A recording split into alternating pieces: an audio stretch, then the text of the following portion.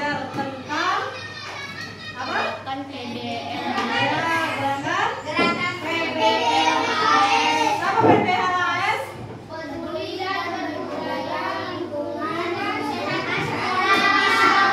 Ya, peduli berbudaya lingkungan Dan berbudaya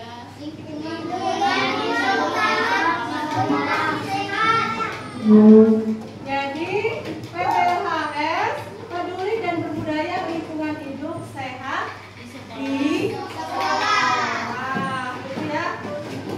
Sudah peduli lingkungan nggak kalian? Apa contohnya? Buang sampah pada tempatnya. Terus apa lagi? Membersihkan. Apa lagi? Membersihkan lapangan, tidak mengotori. Apa lagi? Menyapu. Terus ada apa lagi yang peduli dengan lingkungan? Jadi semuanya benar, semuanya tentang peduli lingkungan. Sekarang kita lihat. Nih, apa sih gerakan PBLHS itu?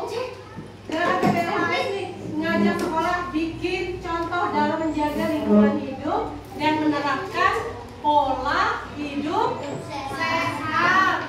Ya, pola hidup sehat berarti apa? Makan makanan sayuran atau makanan bergizi, ya kan? Terus apa lagi?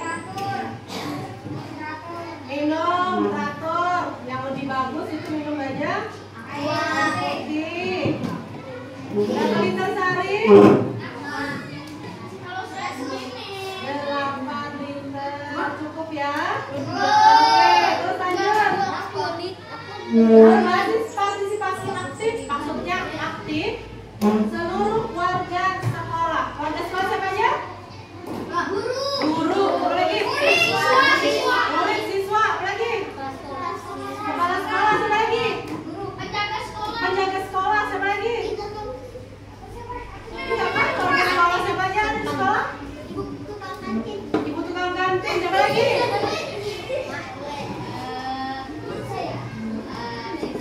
Semua yang ada di sekolah termasuk warga sekolah.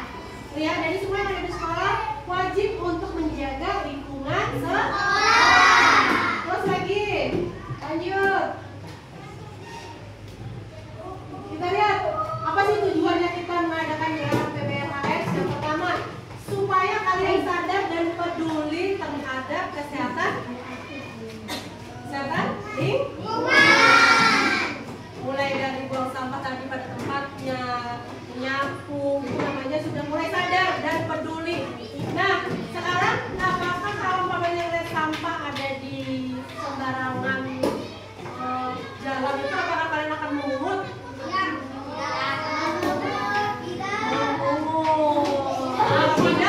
Kalau tidak berarti masih belum peduli, belum sadar. Kalau sudah sadar ada sampah langsung benar ya. Terus lagi Aflo, kenapa kita mesti harus paham apa itu gerakan PBLHS? Pertama, kedua, untuk menanamkan budaya hidup sehat sejak sekarang atau sejak dini. Mulai dari kelas 1, nanti kalian kan ini kelas 4 kan? Ajarkan ke adik-adik kelasnya, kelas 1, kelas 2, sama kelas 3 diajarin. Jangan buang sampah sembarangan, gitu kan? Karena kalau kalian tidak mengajarkan kepada adik kelas, nanti adik kelasnya tidak paham. Ya, lanjut. Terus lagi, mewujudkan sekolah yang bersih, hijau, dan sehat. Senang nggak kalau umpamanya sekolahnya bersih? Kalau sekolahnya banyak pohonnya hijau, senang nggak? Senang, ya kan? Jadi kita sudah bisa mewujudkan sekolah yang bersih, hijau, dan sehat. Ada manfaatnya kalau kalian sudah sadar sama peduli. Manfaatnya pertama, nih kalian jadi lebih peduli kesehatan sama lingkungan. Pertama, kalau umpamanya supaya badan kita sehat, apa yang harus kita lakukan? Menanam tumbuhan, lagi makan makanan sehat atau sayur-sayuran, tempat sehat sempurna serta bergizi, dan juga juga makannya harus teratur. Ya, terus lagi meningkatkan kualitas udara, kebersihan dan kenyamanan sekolah. Kalau umpamanya bersih sekolahnya, udaranya juga bersih. Ya. Kalau umpamanya banyak kotoran di sekolahnya, udaranya juga kotor atau jadi nggak sehat kan? Nah, terus lagi kita lanjut. Nih prinsip-prinsipnya PWHR. Pertama, semua harus aktif. Berarti semua warga sekolah harus aktif menjaga lingkungan. Kedua, berbasis kearifan lokal, jadi disesuaikan dengan kondisi. Maksudnya paham? Kalau paman kalian tinggal di pantai atau tinggalnya di pinggir laut, di laut itu kan ada kan tinggal di atas laut, buang sampahnya kemana? Nah, benar apa salah? Tidak boleh, berarti tidak peduli lingkungan. Kemana buang sampahnya? Oke ya, jadi sesuaikan dengan kondisinya. Kalau kita ke hutan, ikut ke hutan nih, ke hutan sama-sama, apa namanya? Trekking pergi ke hutan. Boleh nggak kita makan bonbon terus dibuang? Jadi itu juga kalian, berarti kalau kalian sudah bisa melakukan hal seperti itu, berarti kalian sudah mulai sadar menjaga lingkungan. Terus lagi yang ketiga, ada pelajaran PKL ada? Ada tentang kebersihan lingkungan? Ada. Ya, berarti itu masuk di dalam gerakan PWHR yang berkelanjutan namanya. Terus lanjut lagi. Ada nggak namanya kader-kader peduli lingkungan? Sini ada kader Adiwiyata. Kader Adiwiyata? Empat? Belum? Belum. Nanti ada yang namanya kader-kader Adiwiyata atau kader-kader lingkungan. Ya. Nanti kalian lah yang memberi contoh, dan kalian ini sebenarnya sudah termasuk kader. Jadi kalian contoh adik-adik. Iya, ada di kelas, ya kan? Kalian, kalau kalian buang sembarangan ada di kelas, nanti ikut-ikutan enggak? Makanya kalian itu sebagai namanya kader, ya. Lihat lagi. Pertama di programnya ada yang namanya pengelolaan sampah. Sampah itu dikelola pertama dengan reduce atau 3R, reuse sama recycle. Itu berarti memanfaatkan barang-barang bekas. Itu contohkan, manfaatkan barang-barang bekas. Nih, lihat. Ini barang-barang bekas bukan? Ini barang-barang bekas bukan? Ya, itu bekas apa? Es krim yang seharusnya dibuang ke tempat sampah menjadi bahan yang berguna atau bermanfaat. Nih, lihat itu. Kardus itu termasuk daur ulang atau bukan? Sebutkan lagi apa lagi di sini yang termasuk daur ulang? Nah, apa lagi? Kenapa? Koran, ya kan? Banyak ya? Jadi berarti di sini sudah memperlihatkan namanya penerapan 3R, ya? 3R. Terus lanjut lagi, kita lihat lagi yang kedua, ada yang namanya bank sampah sekolah. Ada bank sampah dari sini? Ada bank sampah sekolah ya?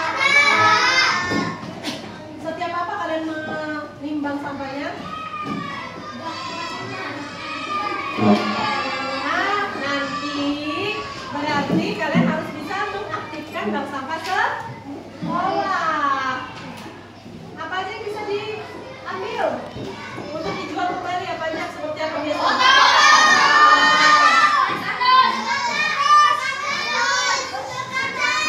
Kardus, kertas,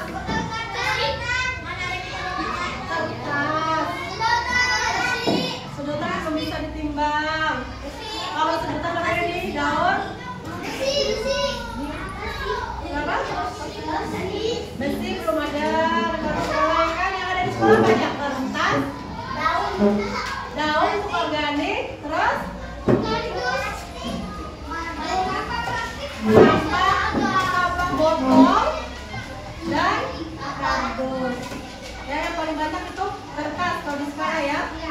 Ya, jadi seperti di sekolahnya Ibu itu ada namanya bank sampah. Kayak kalian ini bawa nih, umpamanya mau dapat duit untuk uang jajan. Kan mau dapat duit untuk uang jajan kan? Bawa umpamanya sampahnya ke sekolah untuk ditimbang. Jadi botol-botolnya ditimbang, nanti dilihat hasilnya berapa, itulah hasil untuk kalian. Nanti dimasukkan ke namanya rekening bank sampah. Ya kan? Ya. Jadi paham kan? Rekening bank sampah. Karena di bank sampah itu ada pemilahan bahan organik juga dan non organik. Organik apa aja? Daun. Ya, kalau anorganik plastik, botol, kertas, di dalam anorganik. Ada lagi yang kedua, penghijauan sekolah. Berarti harus menanam pohon. Yang kedua, tumbuhan. Terus lagi kita lihat lagi pola hidup sehat. Kalau pola hidup sehat, makanan bergizi. Terus apa lagi? Makanan teratur. Terus lagi menghindari penggunaan. Nah, apa itu contoh plastik sekali pakai? Botol minum gelas setelah ditutup minum habiskan diapakan? Nah, itu namanya satu kali pakai. Kita tidak boleh memakai bahan-bahan yang sekali pakai. Kenapa? Bisa menimbulkan sampah yang banyak. Kalau umpamanya minum minuman es masih pakai plastik nggak? Iya. Nah, kalau umpamanya masih pakai plastik, berarti nanti sampah-sampahnya semakin banyak di tempat sampah. Sedangkan sampah plastik tidak bisa diuraikan, ya kan? Ya enggak? Bisa nggak dijual oleh plastik? Apanya? Botol, ya kan? Kalau botolnya, kalau plastiknya harus dimanfaatkan dulu, baru bisa diolah kembali.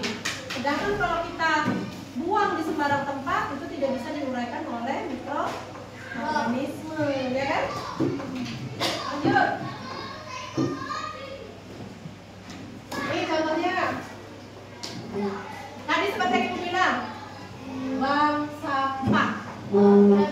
Apa itu bank sampah?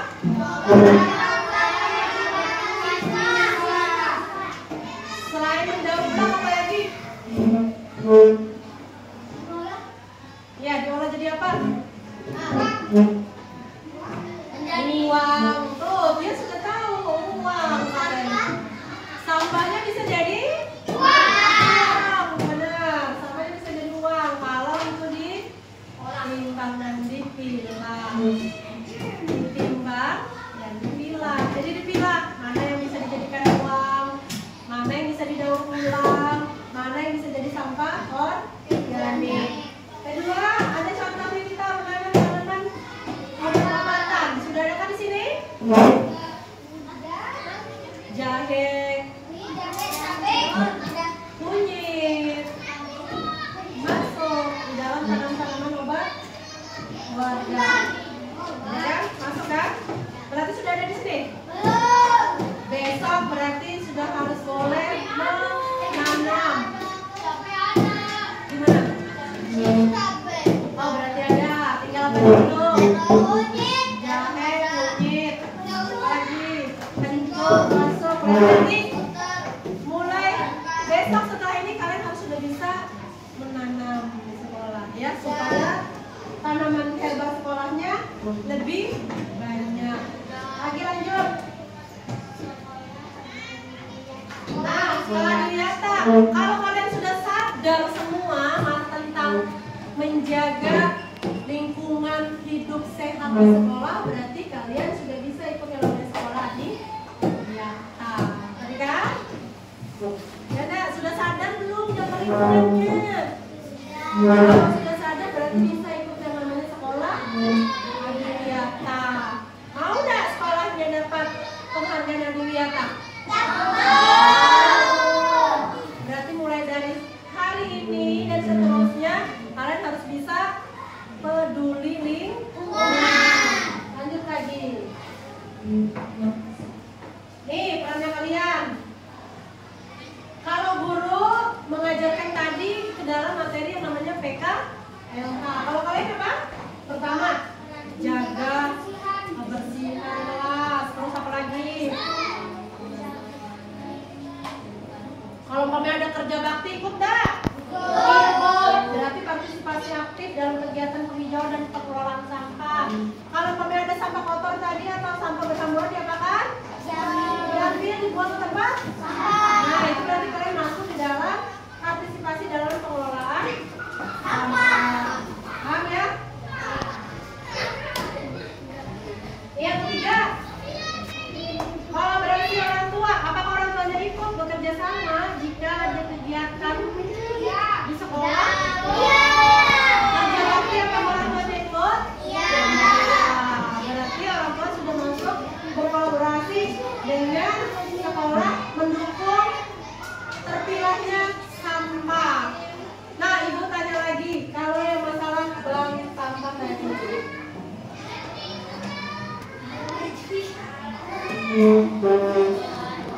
Nih, ada yang tahu? Kalau umpamanya di bank sampah ada apa aja? Apa lagi?